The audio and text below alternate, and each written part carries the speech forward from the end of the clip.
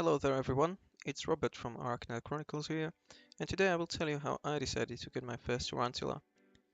Now, I have been and still am keeping plenty of spiders, here you can see only a couple of them, but tarantula was something I was preparing to get for roughly 2 years. During this time, Tom Moran's channel helped me to learn a lot of practical knowledge I have now, whereas YouTube channel birdspidersCH showed me how these animals live in the wild and provided me with a lot of academic knowledge. ExoticsLair mainly taught me how important watering my tarantulas is, of course. The Dark Dan, a rock star in tarantula community, basically covers everything one needs to know about tarantula keeping in his videos, and TarantulaKat is a YouTuber I stumbled upon only recently, but if you are looking for a chill type of videos, apart from the opening couple seconds where a loud horn will wake up everyone in your house, that is a nice channel to support and learn from as well. Those were channels that I recommend from my experience. I know there are a lot of other ones. So, yeah. What species should I get as a beginner? That is quite a common question in this hobby. And so if you go to YouTube and search the best beginner tarantula species, you will find plenty of videos covering this topic.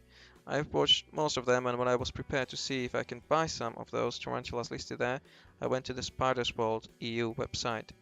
Quick scroll through the page, couple clicks around in the images, and there it was, beautiful blue Basiloteria metallica.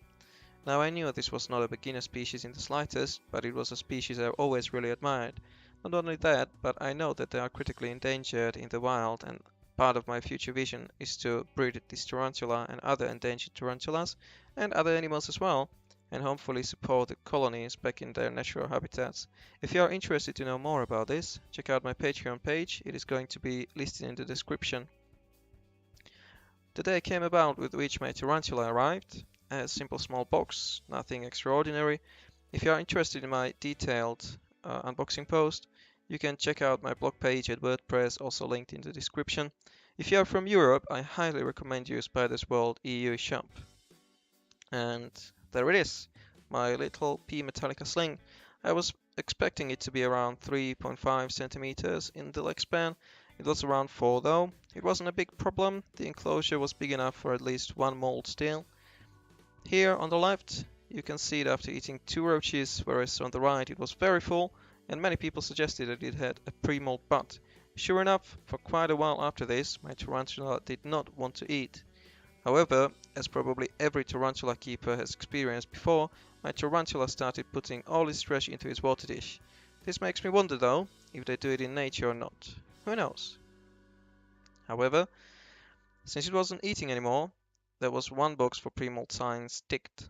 Next one was quite a big explosion of webbing over quite a short period of time. What you see in front of you took my tarantula only 2 days.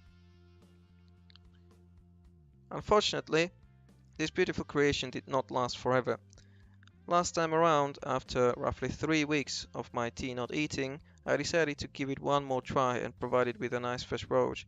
As you can see, however, my tea wasn't interested in it and it simply nudged it away, since I was pretty sure my tarantula wasn't simply full, but it was truly in pre-mold. I decided to pull the roach out, which meant destroying the webbing quite a bit. I will rather go with that option though, than with my tarantula being bothered and maybe injured when molting. And molt it did.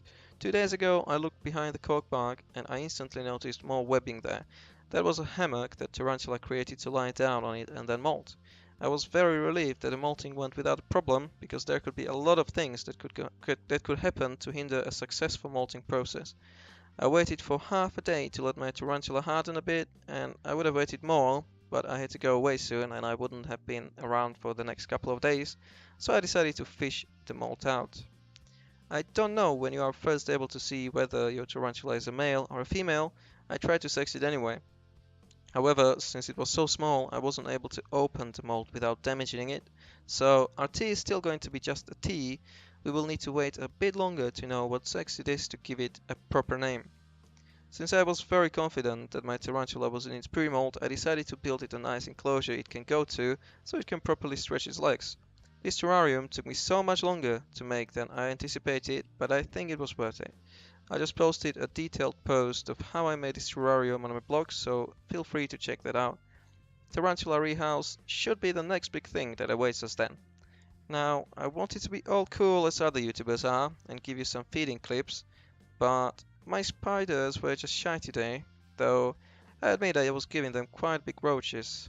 However, they've taken down bigger before. They didn't want to pose in front of their new audience, it seems. Hopefully, some other time. And that's it for today. Thank you all for watching. If you liked what you saw, leave me a thumbs up. Feel free to comment anything you would like to below. Here you can see all sorts of media I'm part of. You can find them in the description as well. Thank you for your support and see you next time. Bye.